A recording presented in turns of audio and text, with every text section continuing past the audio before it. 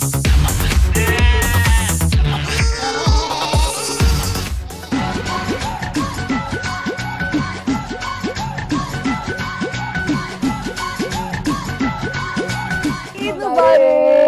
सलाम पाइन, क्या हाल चाल? वालेकुम सलाम जी बाजी जी की बकरा है। ईद रात को सबसे पहले आपने किसको एसएमएस किया ईद विश? ये क्या हुआ पता लगे मेरी बेबी कितनी सुगड़ है। डॉक्टर बकरा है गए ते ए देखो ऐनक वाला बकरा है। आजा रल के पंगड़े पाए ईद लेके आ गई खुशियां।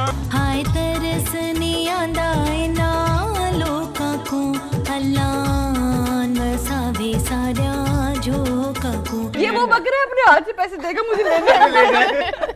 सजना तू नहीं आया मेरा दिल तेरी याद विच डोले मिनी मिनी मी बावगदी तू मोर पाया बोलियां बोले सोनिए नी